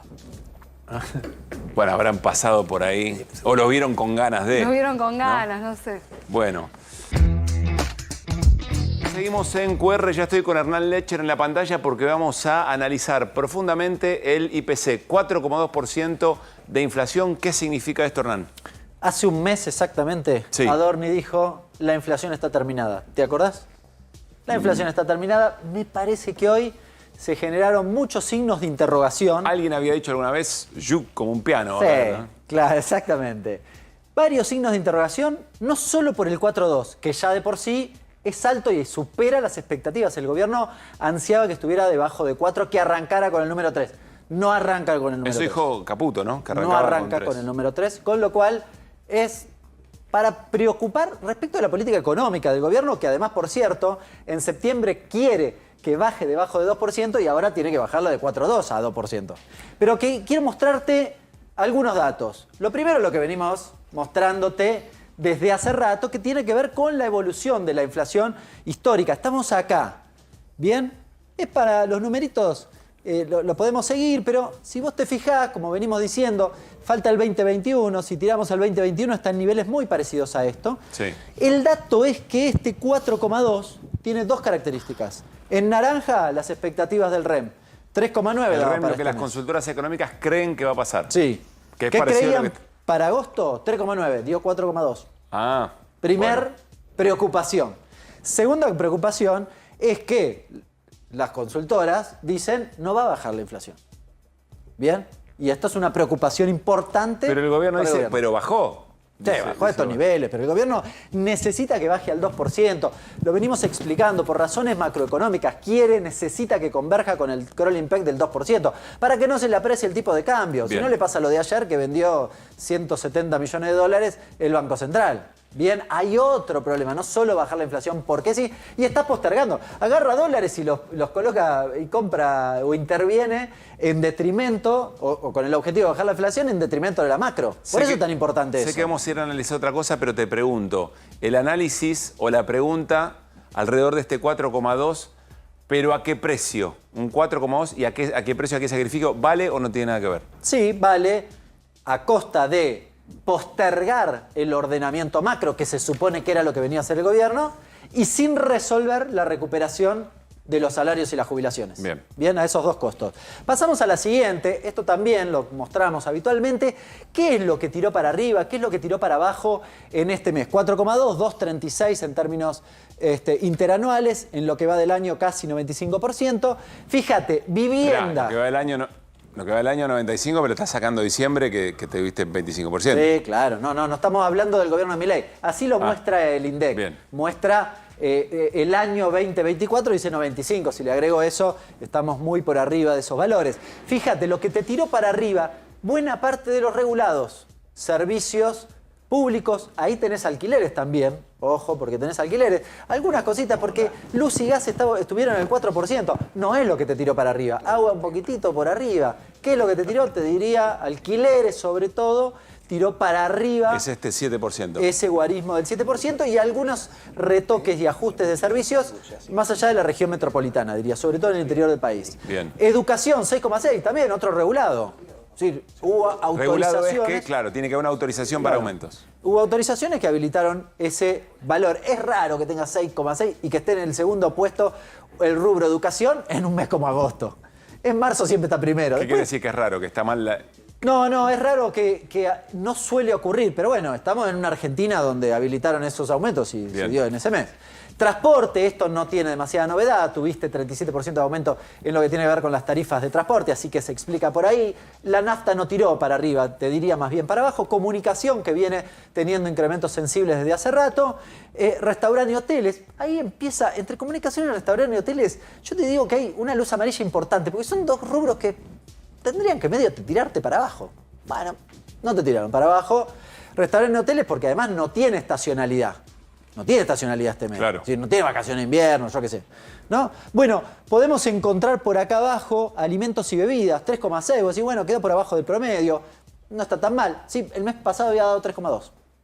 Alimentos y bebidas no alcohólicas, respecto al mes pasado, subió un poco. Subió un poco y te diría que de ahí también tenés alguna luz amarilla. Prenda de vestir, cerrando la cuestión, no se vende nada, 2,1, había sido 1,4 el mes pasado. Sí. Bueno, sí, está cerrando prácticamente todos los meses como rubro que menos variación tuvo. Y vamos a la última, que me parece que es el eje central de lo que discute el gobierno en este momento. Un dato no menor respecto de lo anterior. Los estacionales te tiraron para abajo, 1,5. Ojo. ¿Por Porque qué? el año que viene tal vez no tenés un efecto tan auspicioso de los estacionales. ¿Se entiende? Te tiró para abajo. Las frutas y verduras te tiraron para abajo. Y eso no siempre ocurre. No siempre En general, ocurre. el estacional te suele tirar para Sí, arriba. suele estar. A ver, si te das 6 el mes que viene, que no Sí. sería demasiado, ni demasiado no esperable, Sí. bueno, te empieza a complicar de nuevo la cuestión. Bien. Bien, acá te ayudó, dicho de manera sencilla. Pero te decía, esta es la placa que me parece más importante de todas y la que más le preocupa al gobierno. Milei que dijo, yo quiero que en realidad lo que converja al 2% es la inflación núcleo y la inflación mayorista. La inflación mayorista la vamos a conocer mañana pasado, pero la núcleo es esta. Y mirá cómo, esto te lo conté el mes pasado, y dije, ya les preocupa. ¿Qué les preocupaba? Este 3,8. ¿Cómo vino este mes? 4,1. ¿Qué es la inflación núcleo? Sacarle los regulados, sacarle los estacionales. Lo que queda. ¿Qué es lo que queda? Bueno, ¿cómo funciona la inflación en la economía sin la intervención del Estado, por decirlo de manera brutal y sencilla, y sin lo que pasa estacionalmente? Bien, con lo cual, esta curva que el gobierno aspiraba que bajara al 2%, está en los últimos 4 meses no solo estancada, sino, te diría, con hasta un leve alza en los últimos 2 meses. 3,7, 3,7, 3,8, 4,1. Este es el dato que más le preocupa al gobierno. Este es el dato que más le preocupa al gobierno, que lo miraba con lupa, estaba preocupado por esto, y este es el dato que quería llevar al 2% en septiembre, con la baja del impuesto país. Parece difícil que del 4,1 baje el 2%. Es decir, con el impuesto país todavía los precios no bajaron. Los ¿O no hay primeros impacto de eso? indicadores de algunas consultoras en la primera semana de septiembre no dan cuenta de un proceso de desinflación, al menos como esperaba el gobierno. Bien. Tal vez en autos o tal vez en electrónicos, pero son poco significativos en el volumen del IPC, con lo cual me digo que lo que aspiraba el gobierno, llegar al 2, el mercado no lo está viendo. Muy bueno, Hernán. A ver, te pregunto, Fer, pero ¿cuál era la expectativa de inflación en estos tiempos? Bueno, acá tenemos 3 títulos que se dieron esta semana en estos últimos 5 días. Me gustaría ver, acá. La inflación será del 3,9 en agosto y del 3,5 en septiembre, según los analistas económicos que revela esto es el REM. Esto es lo que contaba Hernán, cómo se estaba titulando, esto es del 5 de este mes, hace 6 días. Entonces ya daban por descontado que agosto iba a 3,9 y como máximo 4, no 4,2. Parece una pavada las 3 décimas, pero no es una pavada porque ya ni siquiera aparece como el mes menor. Claro. El mes menor aparece julio ya. Es decir, que hay un rebote. Pasemos al otro título. A ver. El Banco Central proyecta que la inflación bajará a 3,5 en septiembre tras la reducción del impuesto país. Esto no es del REM, esto lo dice Vladimir Werning, que la juega de ser, no sé, todos hablan que es el gran técnico del Banco Central, desde que fue a Estados Unidos y dio proyecciones no pega una. La verdad, pifian bastante y estas décimas en esto implica mucho, porque estaban diciendo que vamos a ir a 3,5, como bien dijo Hernán, la núcleo dio para arriba. Es muy difícil, puede ser, pero entonces ¿qué haces? Empezás a decir, che, esto que vamos a aumentar no lo aumentemos. Entonces se te empieza a caer la recaudación, porque si todo lo que vos pensabas que ibas a cobrar no lo podés cobrar, claro. Entonces, bueno, la manta corta, o te quedás sin recaudación o te sube la inflación. Y el último título, hoy se conocerá la inflación de agosto, aunque podría ser la más baja del año, esto también es Infobae, cumple 4 meses en torno al 4. Lo veían como preocupante, pero decían que iba a ser la más baja del año. Sí. Ya no lo fue tampoco. Entonces, Pero está marcando esto que señalaba Hernán, que se estabilizó ahí, ¿no? Sí, se estabilizó no ahí perfora. con un tema también que sobre el horario que salió esto, hubo un pequeño rebote del blue, no están comprando reservas. Se te puede empezar a complicar, porque el mercado... Ya por lo menos el tema de inflación te decían, che, le dan palo a los jubilados y dicen no se va a dar el aumento porque queremos sostener la inflación y queremos el déficit cero y che, pero al final la inflación tampoco la tenía. Este punto de Cerolí me parece interesante, por eso le preguntaba por los costos. Si vos tenés un 4%, que es alto en términos generales. 4,2. Vos decís en la Argentina, bueno, en algún punto lo celebraba el gobierno, esa caída. La pregunta es a qué costo no podés perforar el 4, que sigue siendo un número alto, ¿no? La caída de los salarios, lo que pasa con el salario de lo público. Estamos como en cuestión de peso. ¿Vio cuando Cormilló va y los pesa a los gordos y dice, bueno, ahora seguro que estoy abajo de los... Bajé 30 kilos y bueno, y aparece uno y dice, uy, viene un rebote, subí 2 kilos. De corrección política con Cerolini no nos vamos a morir, así que eso nos quedamos tranquilos. Antes de pasar a Eduardo Valdés, ¿están las placas? Yo sé que hincho. ¿Puedo ir un segundito a la pantalla con la placa de la CELAC? Por lo menos la segunda, la de la comparación. ¿Puedo? Dale, gracias, Agus, y disculpas por esto. Quiero compartir con ustedes unos datos de la CELAC, de Alfredo Serrano Mancilla, que son muy interesantes porque traduce en producto concreto la inflación de Javier Milei, es decir, los aumentos de precios de Javier Milei. Hay una placa que marca en comparación todo lo acumulado con otros lugares del año que te caes de espaldas, digamos, ¿no?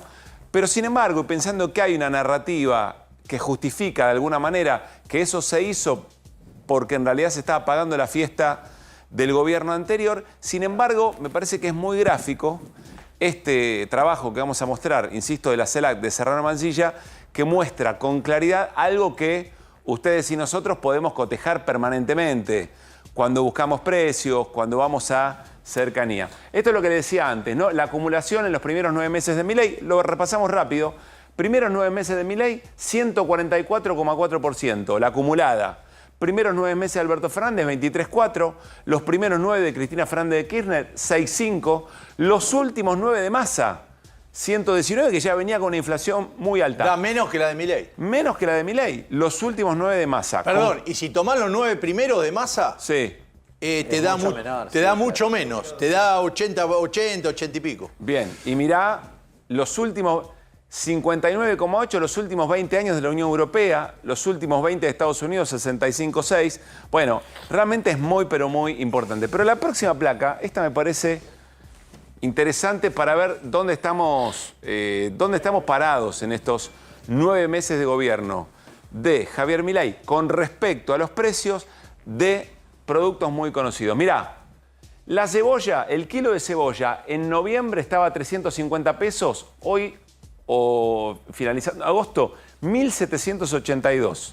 Agregame lo que quiera, Fer, que esta es tu área. Ahí está 400, sí. Hay muchas que dan por encima de la suba, es decir, claro, algunas podés decir, la cebolla, bueno, capaz que te dicen, che, no, tocó 2 estaciones donde cambia el precio, no sé, pero la sal fina no puede dar eso, porque la sal fina 302 pesos, los 500 gramos, el medio kilo, 1.115 pesos ahora en agosto. Pañales descartables, olvídate. 1.117, viste que hay un índice de crianza, muy interesante.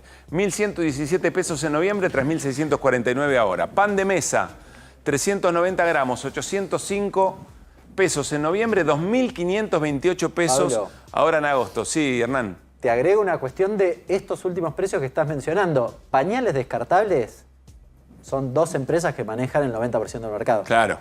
En lo que tiene que ver con pan de mesa, son 2 empresas que manejan el 90% del mercado. En la leche es una empresa que maneja el 90, el 88% del mercado. Si no estás hablando de las pymes que se zarparon. Bueno, eso es lo que Cristina le dijo, que de los cuatro rubros que se manejan en la economía, liberó uno, que son los precios, y los otros 3 dijo, bueno, el dólar lo manejo como quiera, las paritarias las manejo como quieras, y el otro... Las tasas. Las tasas también las manejo como Me quedo con un último precio. Leche fresca entera, el sachet de 1 litro. 457 pesos, 1.353. Interesante trabajo de la CELAC. Me parece que sirve también para dimensionar dónde estamos parados, qué pasó en este tiempo.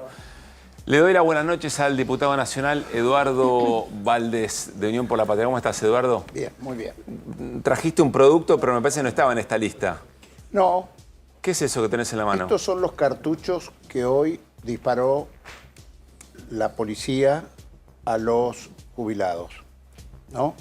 10 de estos cartuchos vale una jubilación. Los 10 de esos, 10 una de estos jubilación. cartuchos, una jubilación mínima. No quiero preguntar, no sé, Irina, este dato no está, pero ¿cuántos tira la 700? Bueno, imagínense. 700 agentes, ¿cuánto tiran de eso por? Y en Mercado Libre, sí, un gas pimienta que no es de la calidad de la que usa la ministra Bullrich, vale 376.000 pesos más caro que una jubilación mínima. De eso estamos hablando, de la deshumanización que tiene este gobierno, la crueldad que tiene este gobierno para con los jubilados, para con las personas con discapacidad, para con los líderes sociales que dan de comer en comedores comunitarios, para con los sectores que necesitan permanentemente del Estado para estar en un pie de igualdad. Eso es la política y por eso es esta represión, porque hoy quien violó más el protocolo antipiquete fue la ministra Bullrich, la ministra de Seguridad. ¿Por qué? Porque ese protocolo, el fundamento es para la libre circulación de las calles. Y ella cerró las calles para producir una encerrona para que no se pudieran manifestar los jubilados que venían a peticionar que quieren vivir un poquito más dignamente. ¿Sabes cuánto era el aumento hoy? Que de lo que se trataba era 15.000 pesos. 15.000 pesos era lo que estábamos discutiendo. Era necesario esa crueldad, esa represión, bueno, de eso estamos hablando. Te voy a ofrecer una mirada que tiene buena parte de la sociedad también, que también votó a un gobierno que prometía liberar las calles, que no haya más piquetes y este tipo de medidas. Incluso el gobierno dice, van a marchar contra el Congreso. Ayer Adorni, ¿no?, lo decía. Tenemos información de fuentes abiertas que van a agredir al Congreso, que es agredir a la democracia. ¿Cómo no vas a tener un operativo de esas características? Y eventualmente te podrían decir, eso no pasó porque nuestro operativo fue efectivo, porque no permitió que pasara. No. Lamentablemente siempre donde ellos dicen que pasan las cosas, anuncian que hay terroristas, anuncian que hay desestabilizadores y seguro que los que detuvieron no son. Porque fíjate vos que hubo 34 detenidos que los trataron con una crueldad absoluta, primero en las comisarías, después los trasladaron a Ezeiza. Eso en la movilización de la ley anterior. Bases. Y la justicia dijo que ninguno de los 30, están todos en su casa. La justicia dijo que ninguno de esos 34 eran ni terroristas ni desestabilizadores. No hay responsabilidad, Fíjate, un segundo. ¿No hay responsabilidad específica en ese caso? Digo, si alguien estuvo 10, 15, 20, 80 días sin ningún tipo de... Pero claro que hay una responsabilidad. Seguramente habrá demandas para el Estado, tienen derecho a esas personas que fueron tan maltratadas. Pero fíjate vos, nos piden 100 millones de pesos, ¿no? No, 100.000 millones de pesos para hacer inteligencia, para tener fondos reservados de inteligencia. Y yo particularmente digo, ¿era necesario esa carta bomba? Y de paso mando mi solidaridad para con el presidente de la Sociedad Rural Argentina, para con su secretaria, que le estalla una carta bomba, para con el que detuvieron. También va mi solidaridad, Soria. O sea, fíjate lo que hace la inteligencia de ellos, que van y detienen a alguien que lo acusan de ser un anarco vegano. Palabras que típicas de la ministra Bullrich. No, anarquista o vegano. No, pero siempre aparecen, viste, la RAM, la Resistencia Ancestral, siempre tiene una orga internacional de la cual nos va a dar cátedra, ¿no? Bueno, resulta que el tipo era un inmobiliario libertario que tenía declaraciones en sus redes anticristinistas, antiperonistas, anti todo. Hoy no sé qué pensará el pobre hombre después de que durante cuántos días estuvo detenido y lo deshumanizaron, lo estigmatizaron. Y resulta que el juez Rafecas, ¿cómo es que es el que le corresponde? ¿Cómo es que dice, no puede ser porque vegano no es? Es que en la heladera de este hombre había una milanesa de pollo, o sea que vegano no era.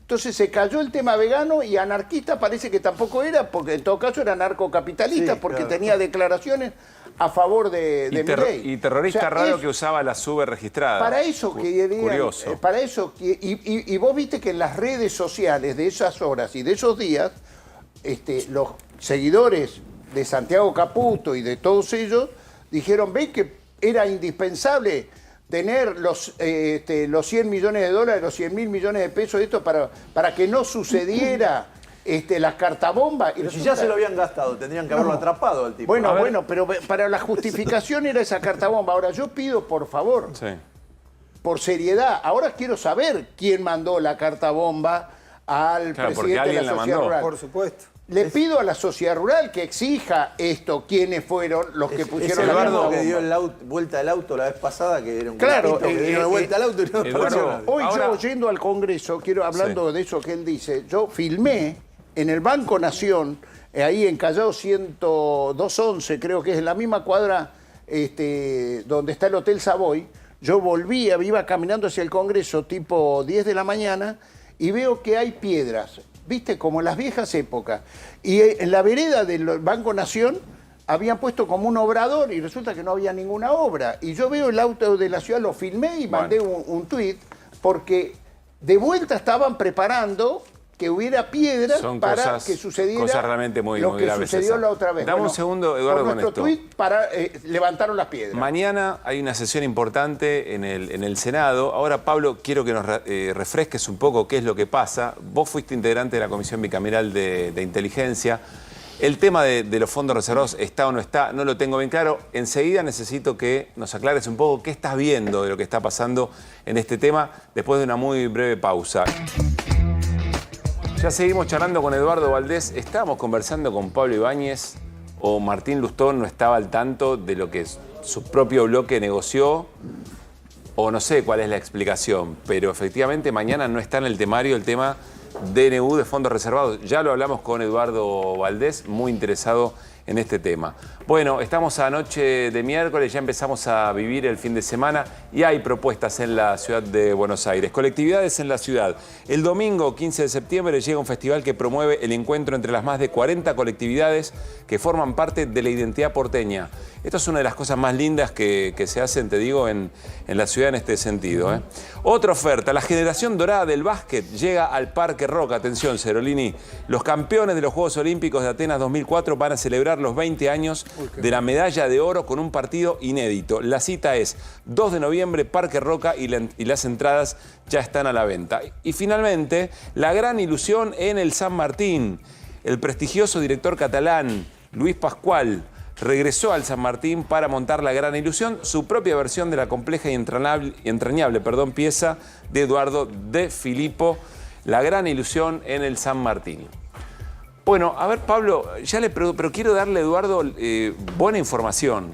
¿Qué es lo que se va a tratar mañana en la Ascensión? Confirmada, 11 de la mañana en el Senado, donde está fondos universitarios, boleta única papel. ¿Qué pasa con DNU por fondos reservados? La semana pasada se hizo una reunión de labor, que es donde estaban todos los presidentes de los bloques, más la vicepresidenta, más la presidenta del cuerpo, vicepresidenta de la Nación, se define el temario de los temas. En aquella reunión se acordó que se iban a tratar los 3 temas: boleta única papel, fondos reservados y fondos universitarios. Hoy hubo otra reunión de labor donde se acordó con la mayoría de los bloques, menos los 2 bloques del peronismo, Unión por la Patria y Unidad Ciudadana, que se van a tratar fondos universitarios y boleta única de papel. No. Los 2 temas serían aprobados. ¿Qué es lo que dijo Lustó charlando con nosotros? Que él habló con Vizqui, que es el presidente del bloque del radicalismo, que le dijo que de todas maneras se iba a tratar.